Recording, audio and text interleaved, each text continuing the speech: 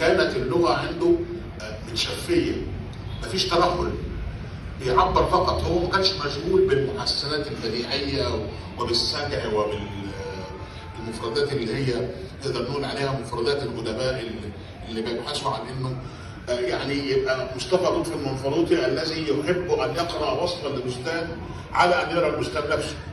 مش لم يقع في مثل هذا الفخ، بل ابتكر اسلوبا لكي يقدم لنا هذا العمل. الرباط بتاع تشاكو ما هو ده ستايل انك انت تستقل بيها.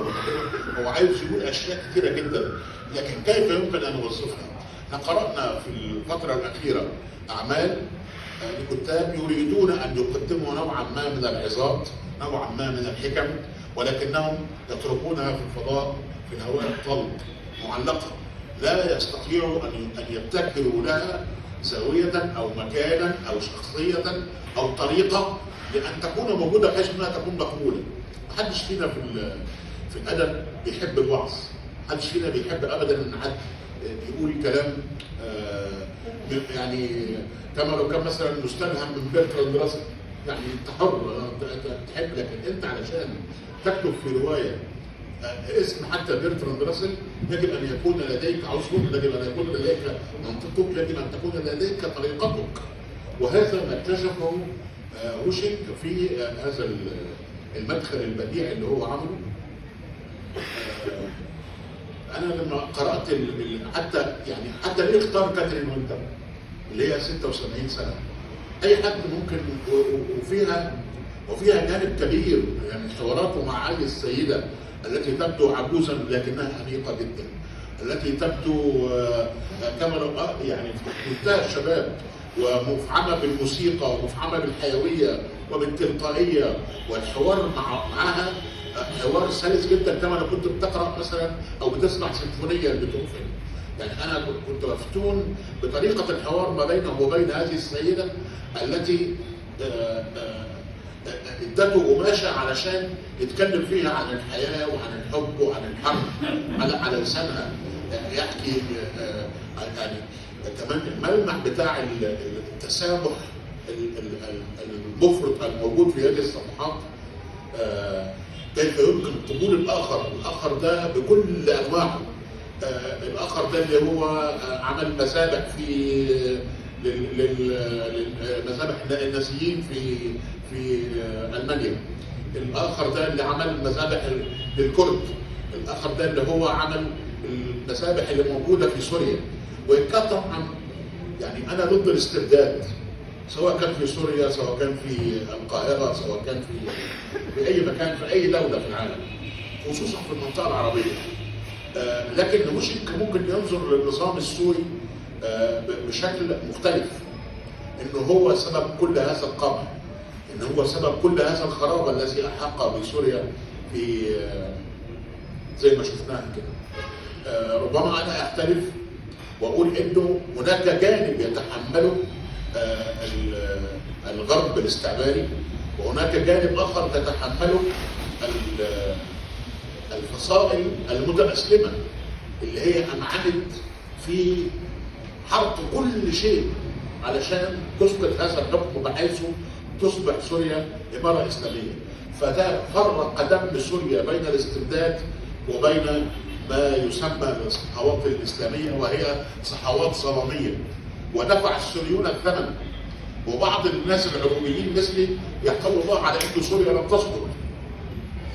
يمكن ان نناضل ضد استبداد نظام معين وممكن ان نسقطه، انما انك انت تخسر وطنا باكمله لصالح المخربين، سواء كان هؤلاء المخربين استعماريين جدد او قدامى، او لصالح المخربين بدواعي دينيه. من انزل الله بها من سلطان تعيد هذا بلد ضخم. سوريا دي هذا بلد ضخم وبلد حضاره عريقه. وانا اعتقد ان اغلب المصريين حتى قبل الوحده وبعد الوحده هواهم سوري. وهؤلاء الناس بيننا وبينهم نسب، وبيننا وبينهم مصاهرات، وبيننا وبينهم محبه. وكثير من المثقفين كانوا دائما ما يفدون الى سوريا، لان الحضاره هناك حضاره لها ملامح تكبر اللي كان بيتكلم عليها الاستاذ اسامه. ده بلد مليان بتراث انساني وحضاري عريق جدا.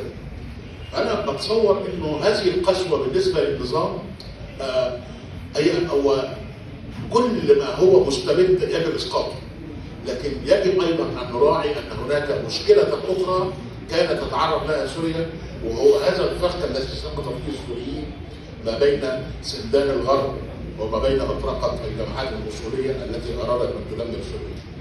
لكن عوده الى النص الذي كتبه وشي، انا كنت اتمنى ان هو يقرا بعض المقاطع عن ملامح هذا التسامح الديني الذي تجلى في الصفحات الخاصه ما بينه وبين بدايات حواره مع كاترين ويلتر.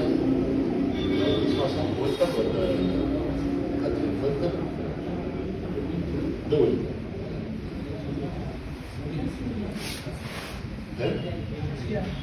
انا ما قلتش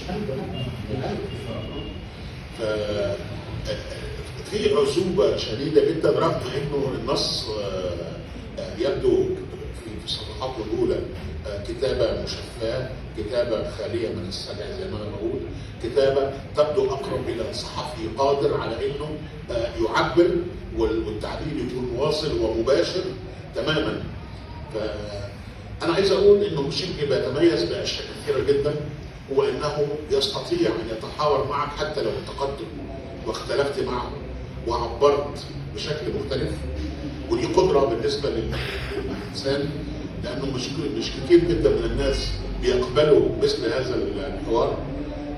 انا يعني لمست فيه رغبته في الاقتراب المستمر من الشخصيات اللي هو بيتعامل معاها، وانه ما فيش ضغائن. عشان كده يبان في هذا النص اللي هو مقدمه المساحه الكبيره اللي هو بيتعامل بيها بحريه مع الاديان ومع الثقافات ومع الاخر باستمرار. انا بدعوكم لقراءه روايه وشنك، وانا سعيد بانه له هذه المكانه في القاهره. انا لا اعرف عن مكانته في بلجيكا لان احنا لم نتحدث في هذا الموضوع، لم اعرف ان كان ادبه قد اثر في بلاده او لم يؤثر، لكني اظن ان القاهره لعبت معه دورا كبيرا في تبادل هذا الحب ما بينه وبين القاهره وبينه وبين المثقفين والمبتدئين المصريين، وده لا شك انه وفر له انه مثلا السنه اللي فاتت قبل يعني ايام من رحلته انه ينظم له مثلا ندوه في اسكندريه، هنا بننظم له ندوه في القاهره.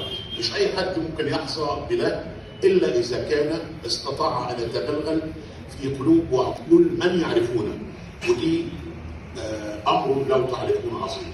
انا بحيي روشي، بتمنى له التوفيق.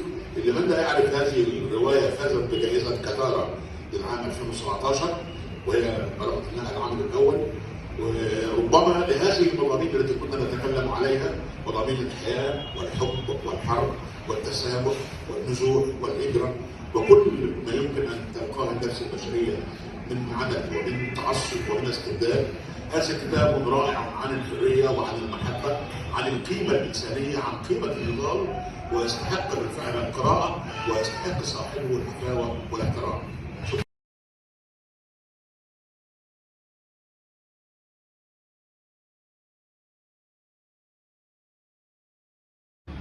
صح. والكتابة من ألفها إلى يائها موقف نقدي من الحياة، من التاريخ، من الواقع، أو محاولة لإعادة ترتيب الواقع والتاريخ وفق المنهج أو طريقة الكاتب. هذا أولا. وطأة اليقين والتفسيرات التي قيلت في العنوان الرئيس والعنوان الفرعي في كثير منها، في جلها يعني أصابت المقصد، لكن في تقديري وظني أنه خير النصوص أو خير العناوين ما توحي لا تخبر. يعني العناوين الموحية الملتبسة أجدها أكثر جدوى وأكثر إفرازا للأسئلة ومساحات التأويل من العناوين التي تكون تخبر عن النص، يعني زي ما بيقولوا بالكلام العامي مكتوب مبين من عنوانه.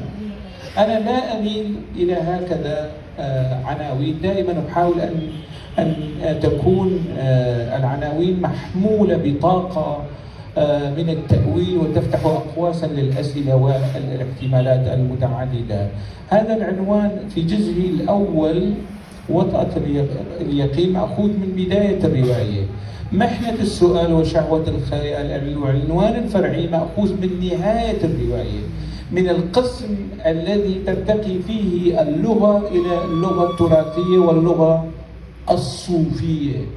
فهذا ما يتعلق بالعنوان. أما ما يتعلق بتصميم أنا أيضا يعني أعجبني الجانب الرمزي والجانب الفني والألوان الموجودة وخريطة سوريا الموجودة في يعني إذا ترون هذه المنطقة، هذا منقار البطة، المناطق الكردية الموجودة في سوريا، خارطة سوريا ومعاناة سوريا. هي ليست فقط معاناة سوريا.